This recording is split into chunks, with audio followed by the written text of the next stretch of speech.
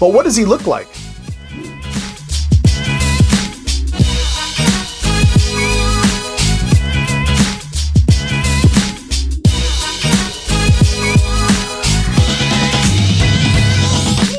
Hey there, Enterprisers, it's Jason Ligo here again with Always Enterprise, and in this video I want to talk to you about the Successful Entrepreneur Mugshot.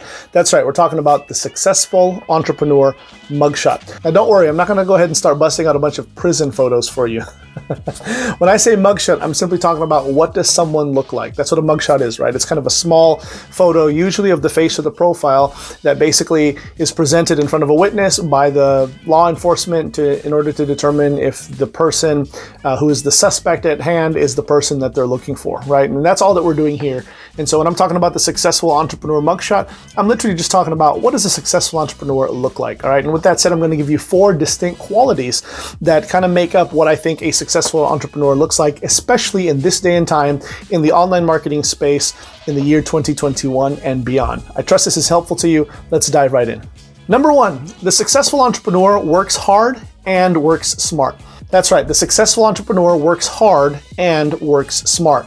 Now, what have you been taught, right? This is kind of contrary to popular opinion, isn't it? A lot of you have maybe heard that saying, work smart, not hard. Right? Work smarter, not harder. And it sounds nice, right? And it's definitely something that you should be aspiring to, and I kind of get what people are saying. However, the idea that putting forth effort and putting forth hard work in your business in order to become successful is asinine, it's wrong, it's inaccurate, and it really is kind of ludicrous, all right? I understand what people are saying. Again, I do get it, all right? Especially being in the online marketing space. I'm all for technology. I'm all for finding ways to leverage tools and resources and equipment, and again, technology and apps and all of these different tools that you can use to make your job and make your life easier. However, it still requires effort, all right? What people are trying to get at is autopilot, this idea of having things just completely automated for you so that you can do things, get things done without having to do much.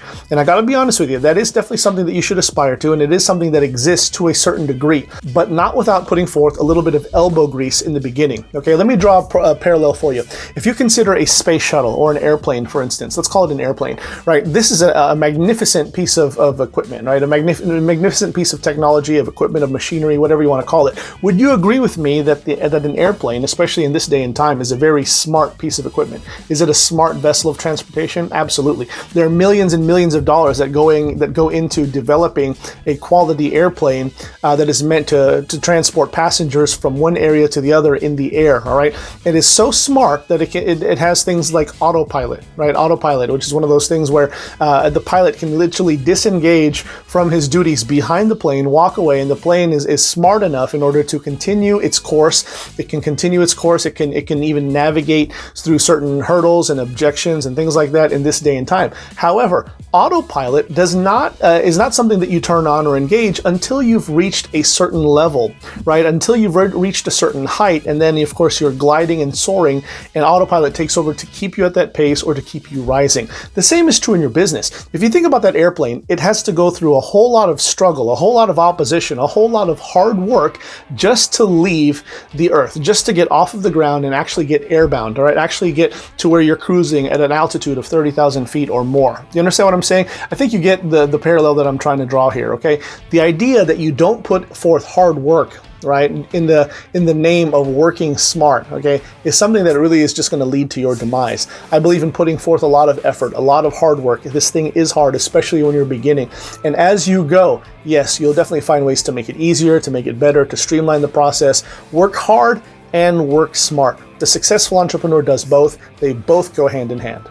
Number 2, the successful entrepreneur leverages both OPT and OPE. Now, what are these funny acronyms, right? Now, maybe you've heard of OPM, which is other people's money, right? And usually we hear that realm when we're talking about finance, when we're talking about, debt and leverage scenarios and mortgages, things like that. With OPT or OPE, it's very, very similar, only it's a different asset than money. What it is other people's time and other people's expertise.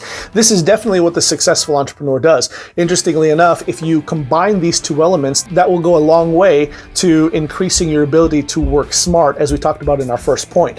Basically, what I'm getting at is the successful entrepreneur realizes and embraces the idea that they can't don't want to or is able to do everything.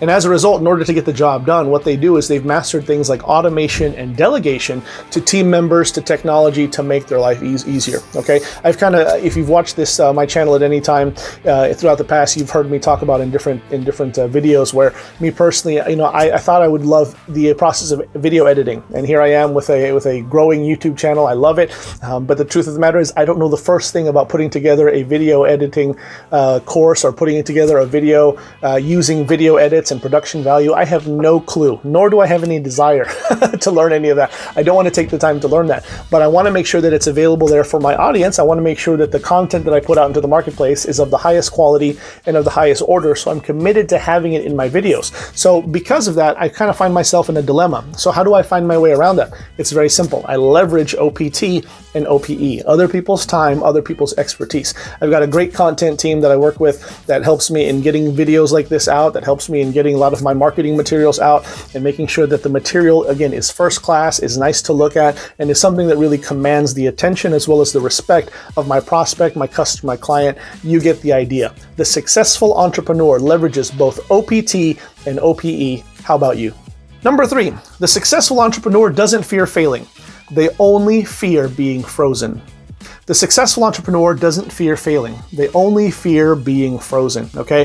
Now that's a fun way of putting things a certain way, but basically I think you get what I'm saying, is that, you know, really fear of failure stops a lot of people. It stops a lot of would-be entrepreneurs. It stops a lot of aspiring entrepreneurs. It stops a lot of wantrepreneurs really in their tracks, because no one wants to make a mistake. No one wants to mess things up. No one wants to hurt people's feelings. No one wants to offend anybody. No one wants to do the wrong thing. No one wants to appear vulnerable. I totally get it, but if you live your life in fear, it's going to keep you frozen, right? And if you're frozen and not moving forward, yes, you won't be making any mistakes, you won't be making any problems for anyone, but you also won't be making any money, right? You won't be making any impact, you won't be making any progress, and you certainly won't be enjoying any success. The successful entrepreneur realizes that the only way to accumulate wealth and the only way to achieve their level of success is by moving and moving forward. So they're not afraid to make mistakes, all right? For me personally, this may sound a little bit interesting to you, but for me personally, I am actually very, very excited and aggressive when it comes to mistake making. I actually celebrate making mistakes. I celebrate running into hurdles. I celebrate, jumping into situations where I might have to learn something and might have to adjust some way. The reason for this is because I know that if I go ahead and make a mistake, that is validation and proof that I'm moving forward, that I'm trying to make something happen. On top of that, if I make something happen and I make a mistake, then it's another learning experience. It's another arrow in the quiver, as it were. Does that make sense? So I welcome making mistakes. I think that it's just fine. It's a learning opportunity. It's a learning experience. And moreover, again, like I said, it just proves that you're making something happen, that you're moving, and you're not frozen, okay? I once heard a great preacher say in the past, and I think I've heard this also in other circles, business and otherwise, but basically what they said is, I would rather burn out than rust out. I would rather burn out than rust out. And I thought that made a whole lot of sense. I definitely like the sound of that. I would rather burn out because I'm trying to do so much and actually put effort out into the marketplace, as opposed to rusting out and just sitting still and not doing anything. As a result, I'm rusty, and what I'm left with is a big pile of regrets. So the successful entrepreneur, they don't fear failure. They just fear being frozen. Number 4, the successful entrepreneur is purposefully relentless. The successful entrepreneur is purposefully relentless, all right? They live their life with purpose. Oftentimes, I find that entrepreneurs, especially those who are either at a level of success or seeking the next level of success, are extremely passionate as people. As a result, that passion drives them and pushes them and also translates into other areas of their work, in this case, their business. I think that the difference between someone who's just trying to do a hobby versus someone who's really trying to push what they're doing and become a huge success and make big waves by way of their business. This is someone who is waking up with purpose. This is someone who has a lot of passion. This is someone who's realizing that maybe what they're doing is not just for income, but also for impact. And I find that these are the most successful entrepreneurs that I have ever seen. As a result, that passion focuses them and turns them into relentless people. When I talk about relentless, again, I'm talking about a quality that translates into their business in areas where something like this would do very, very well for them. So for instance, they're relentless in their follow-up, right? Their follow-up process is relentless. They're relentless in their can-do attitude. They're not going to take no for an answer, okay? If they hear an objection, it doesn't faze them, right? They're able to navigate it. They're able to overcome it. They're also able to preempt the next one. This is the type of thing that happens when you are purposefully driven and purposefully resolute, and then more importantly, when you're passionate. And of course, this is something that helps you just to be relentless in everything that you do. So I would encourage you to find out what is it that drives you. Maybe if you're not waking up full of purpose, if you're not passionate and relentless in what you do, it's very possible you're in the wrong space. You're doing or pushing the wrong thing. You're in the wrong circle. I don't know. I'll leave that for you to decide. There you have it, my friends. These are 4 simple ways to identify the mugshot of the successful entrepreneur. In other words, 4 ways to determine what the successful entrepreneur looks like.